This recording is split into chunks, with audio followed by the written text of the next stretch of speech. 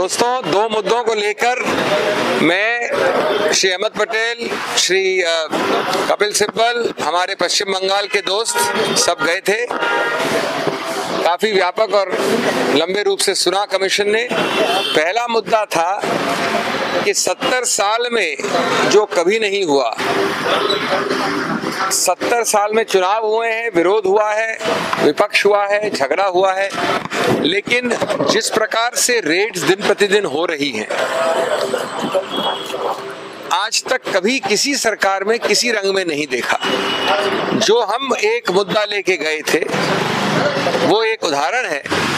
AICC के एक employee जो काम करते हैं हमारे ऑफिस में, श्री अहमद पटेल के ऑफिस में, मिस्टर मोइन के घर पे कल लगभग 2 बजे गीता कॉलोनी में इनकम टैक्स अफसर पहुंचे। उस वक्त सिर्फ उनके बच्चे और बीवी थी। तब कल से 2 बजे से आज 3 बजे तक, यानी 25 घंटे उनके घर पे रहे। एक तिनका भी बरामद नहीं हुआ। मैं दोहराता हूँ, एक तिनका भी बरामद नहीं हुआ। मोइन साहब 11 बजे पहुंचे रात को वापस अपने घर। वो ऑफिस में ही थे। घर पहुंचे, उसके बाद आज 3 बजे तक उनको घर पे रखा। कोई खास पूछताछ नहीं, कोई खास बरामद नहीं। आज 3 बजे उनको ले गए अपने साथ कहीं तहकीकात या कहीं प्रश्नोत्तर करने के लिए, हमें पता नहीं कहां पर। और जैसे हम कंप्लेन करने आए यहाँ और कंप्लेन कर रहे थे तो खबर आई अभी कुछ मिनट पहले कि उनको छोड़ा गया है आईटी अफसरों द्वारा। यानी लगभग 1.5 दिन तक पहले तो उनके घर पे बैठे, अभी तक महिलाओं को और बच्चों को पीड़ित कर रहे हैं और इनके साथ ये हुआ और एक तिनका बरामद नहीं हुआ।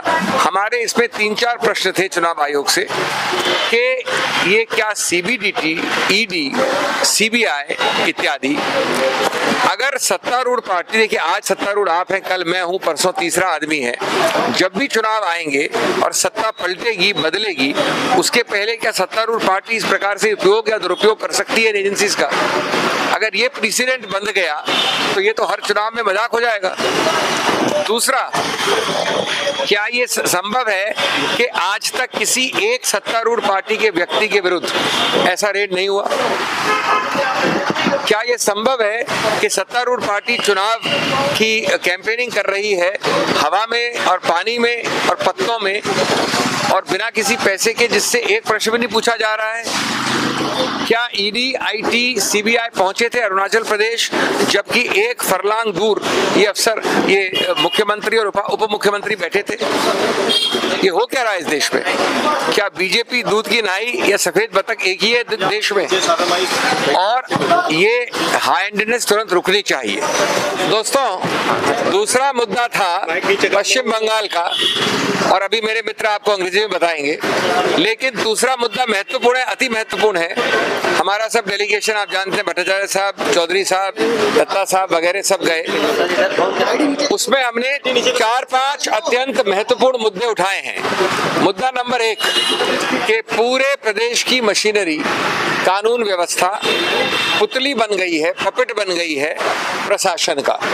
निष्पक्ष, स्वतंत्र, बिना भय के चुनाव इसलिए नहीं हो सकते कि जो संरक्षक हैं, रक्षक हैं, वो एक प्रकार से भक्षक बन गए हैं। और हमने कहा है कि जो 80,000 के आसपास पोलिंग बूथ्स हैं, उसमें सब में इनको सेंट्रल फोर्सेस को तैनात करना है। जितने 100% में सेंट्रल फोर्सेस हो सके वहां होना चाहिए, नंबर 1। नंबर 2, हमने कहा है कि मालदा में, रायगंज में और मुर्शिदाबाद में, उदाहरण के तौर पे, पूरी अराजकता फैली है। हमने टेप दिया है, वीडियो टेप, जिसमें अराजकता के ठोस प्रमाण दर्शित हैं। उसमें 2017 के पंचायत चुनाव के बाद किस प्रकार से अपहरण हुआ वो दर्पण है, किस प्रकार से खुला नंगा आर्म्स एंड एम्यूनिशन, हथियार लेके लोग चल रहे हैं, वो दर्शित है। प्रशांत कुमार रॉय का अपहरण हुआ, वहाँ के अफसर हैं। हमने नाम लेकर 4 या 5 पुलिस स्टेशन के SHO और सब इंस्पेक्टर्स का नाम लिया है कि वो इस प्रकार के शासन के स्पोक्सपर्सन, प्रवक्ता बन गए हैं। हमने उदाहरण दिया है कि वहाँ पर किसी की सुनवाई नहीं है और सिर्फ एक ही उद्देश्य है कि लोकल सत्तारूढ़ पार्टी को जिताया जाए। इसलिए हमने तुरंत उनके स्थानांतरण, ट्रांसफर की मांग की है और वो उदाहरण ठोस हैं, लिखित हैं और हम आशा और विश्वास करते हैं कि जल्द से जल्द पश्चिम बंगाल के विषय में चुनाव आयोग एक्शन लेगी, गंभीर और ठोस एक्शन लेगी। और अंतिम बात मैं ये कहना चाहूँगा कि वहाँ पर आप जानते हैं मुर्शिदाबाद एक थोड़ा विचित्र जगह है जहाँ की 3 पार्लियामेंट्री कॉन्स्टिट्यूएंसीज है। वहाँ हमने आरोप लगाया है कि वहाँ के सत्तारूढ़ पार्टी के मंत्री, अधिकारी जी दुरुपयोग कर रहे हैं। दुरुपयोग सिर्फ एक उद्देश्य से कर रहे हैं। हमने उदाहरण दिए हैं। मुर्शिदाबाद के एक MP हमारे साथ हैं और वहाँ जो अराजकता है, वहाँ जो बिल्कुल लॉ एंड ऑर्डर व्यवस्था खत्म हो गई है, सिर्फ चुनाव आयोग की दृष्टि और सेंट्रल फोर्सेस को बचा सकते हैं। सर, क्या आप एग्री हैं? भारतीय जनता पार्टी भी कहती है कि पश्चिम बंगाल में मशीनरी का इस्तेमाल करके। देखिए, हमारा वक्तव्य हमारा है, हमारे उदाहरण हमारे हैं, हमारा लिखित पर्चा हमारा है, ये हमारा मत है। हम एक स्वतंत्र पार्टी हैं, मैं किसी और पार्टी से कोई संबंध नहीं रखता। ये हमारा स्पष्ट मत है। ये तथ्यों के आधार पर, वीडियो की पेन ड्राइव के आधार पर हमने लिखा है। कोई और पार्टी क्या कहती है उससे हमारा कोई संबंध नहीं। सर, इनकम टैक्स मामले में आप लोग की मांग एग्जैक्टली क्या आप लोग? मैंने पूरा बता दिया आपको, आप पूछ रहे हो। चलिए, ये अंग्रेजी है, नहीं इंग्लिश में practically everything has been explained to you in Hindi. Just I like to add a few points. Entire in Bengal now the situation is practically reign of terror. Some police officials, some goons, they are combined and they are trying to create a situation to the voters. Don't go to the polling station. Don't cast your vote. If you go to the polling station, you will be beaten up properly. They have started giving the threat. You will be surprised to know in some places the district magistrate and the superintendent of police, they call the local police station. Somehow you have to collect votes for the Trinamool Congress, 200 and 300 each booths. We have the evidences and we have told all these things to the Election Commission. You will be surprised to know those who will run the election, the polling party, they are on the street.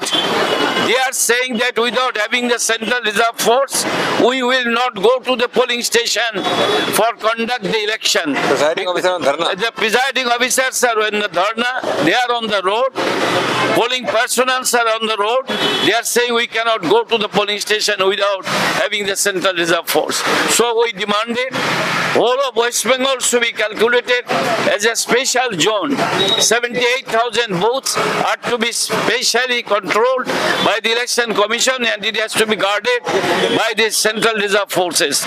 They said they are trying to do these things. There are some dearth of forces, but in spite of that, they say they are trying to combat these things. They have the information what is happening in Bengal.